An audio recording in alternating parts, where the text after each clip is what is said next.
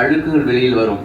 முதலிலே மனநோயால் பாதிக்கப்பட்டு இருக்கும் பொழுது இதை போன்ற நோயாளி என்னால் கையாளுவது மிகவும் கடினம். ஆனால் நாங்கள் அந்த விண்ணப்ப படிவத்திலே அதை போன்ற நோயாளிகள் எடுத்துக்கொள்வது இல்லை என்று கூறினார்கள். அதன் பிறகு இதற்கு என்னதான் வழி என்று கேட்டேன். அதாவது புத்தருடைய மிகப்பெரிய கண்டுபிடிப்பு என்னவென்றால், மனநோய்க்கு மிகப்பெரிய அருமருந்தாக இந்த விபாசன தியானத்தை கண்டுபிடித்து இந்த உலகுக்கு அருள் இருக்கிறார். அப்படி கேட்கும் பொழுது அவர்கள் கூறியது என்னவென்றால், ஒரே ஒரு மையத்தில் மட்டும் இதை ஆண்டுக்கு ஒரு முறை நாங்கள் செய்கிறோம். அந்த ஒரு மையம் என்னவென்றால், பாம்பேயில் உள்ள தலைமை விபாசனா மையத்தில் இதை வழக்கமாக செய்து கொண்டிருக்கிறார்கள். அது செய்யும் பொழுது அவர்கள் கூடவே உடனோய் மருத்துவர்களை வைத்துக் கொள்கிறார்கள், சைக்காட்ரிக்ஸ் டாக்டர்ஸ் வைத்துக் கொண்டு தான் இதை செய்கிறார்கள். இப்பொழுது எனக்கு என்னவென்றால், என்னிடம் நிறைய மனக்கோளாறு உள்ளவங்க வந்திருக்காங்க. நான் சென்ற மணியில் சொல்ற மாதிரி ஏறத்தாழ ஒரு 5000 நோயாளிகளை நான் குணப்படுத்தியிருக்கிறேன். அதே மாதிரி மனநோயாளி உள்ளவங்க போது இது விபாசனா தியான பயிற்சி கிடைக்காமல் போய்விடுகிறது. நான் ஹிப்னாட்டிஸில் இதை சரி பண்ண முடியும், ஆனால் எல்லாருமே ஹிப்னாட்டிஸ் பயிற்சிக்கு உடன்படுவதில்லை. அதனால இந்த மனநோயாளிகளுக்காக நம்முடைய இந்த அகாடமியிலேயே ஏறத்தாழ 1 ஆண்டாக இந்த விபாசனா பயிற்சியை கற்றுக் கொடுத்து கொண்டிருக்கிறோம். முக்கியமாக மனநோய் உள்ளவர்களுக்கு இதுவரையில் ஏறத்தாழ ஒரு 20 மனநோய் உள்ளவர்களை குணப்படுத்தி அனுப்பியிருக்கிறோம் இந்த அகாடமியிலிருந்து. அதனால் அந்த ஒரு மருத்துவ குறிப்பையும் ஐயா அவர்கள் இந்த புத்தகத்தில் இணைத்துள்ளார்கள். இவர்கள் கூறியது போல் பெரும்பாலான விஷயங்களை நான் கடைபிடித்து வருவதாக என்னமோ இந்த புத்தகத்தை பெறுபவராக என்னை அவர் தேர்ச்சி செய்திருக்கிறார். அதற்காக என்னுடைய நன்றியை தெரிவித்துக் கொள்கிறேன். நானே தனிப்பட்ட முறையில் ஒரு நோயை குணப்படுத்தும் பொழுது உங்களுக்கு எல்லாம் தெரியும், குடல்வால் அழற்சி என்ற அப்பண்டிசைட்டிஸ் என்ற ஒரு நோய். ஒரு உறவினுடைய பையன் ஒருத்தனுக்கு கல்லூரியில் படித்துக் கொண்டிருக்கிற ஒரு பையன், அவனுக்கு இந்த நோய் வந்தது. அப்பொழுது அவங்க சுந்தரம் ஃபவுண்டேஷன்லையும் பில்ரோஸ்லையும் போய் ஸ்கேன்லாம் பார்த்துட்டு உடனே அறுவை சிகிச்சை செய்தாக வேண்டும் என ஒரு 2-3 நாட்கள் தள்ளி போட்டால் கூட உயிருக்கு பாதிப்பு உண்டு என்று சொல்லியிருந்தார்கள். பட் என்னை அழைத்து வந்தார்கள், என்ன நம்பிக்கைனால் அழைத்து வந்தார்கள்.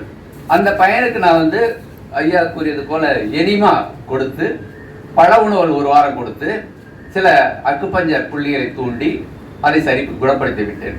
இவ்வளவு எளிமையான ஒரு இதுதானே. பார்த்தீங்கன்னா நம்ம ஆங்கில மருத்துவத்துக்கு செல்லும் பொழுது அந்த குடல் வாளை எடுத்துடுவாங்க. அதாவது நம்முடைய உடலில் படைக்கப்பட்ட அனைத்து உறுப்புகளும் காரணத்தோடு தான் படைக்கப்பட்டிருக்கின்றன.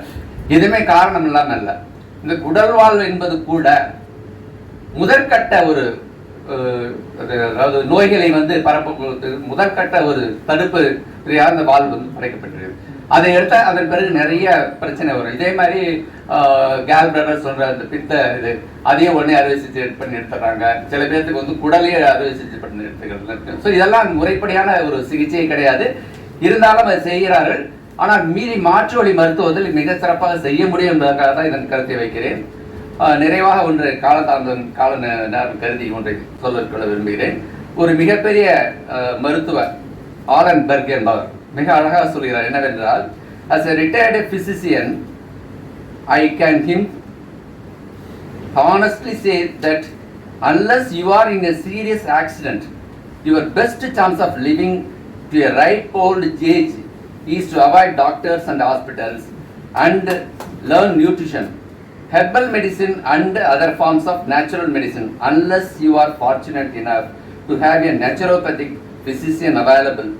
Almost all drugs are toxic and designed only to treat symptoms and not to cure anyone.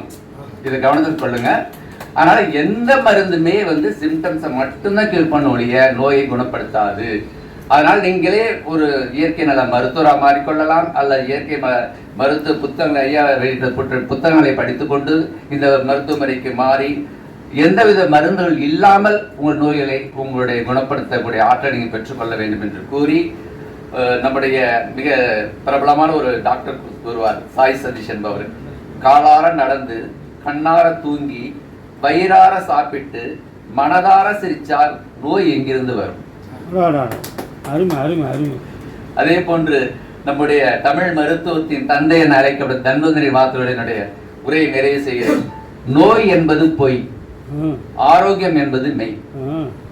நோய் என்பது பொய், ஆரோக்கியம் என்பதுதான் மெய் என்ற அந்த கருத்துக்களோடு இந்த என்னுடைய உரையை முடிவு செய்கிறேன். வாய்ப்பு கொடுத்து நன்றி விடைபெறுகிறேன். நன்றி, வணக்கம்.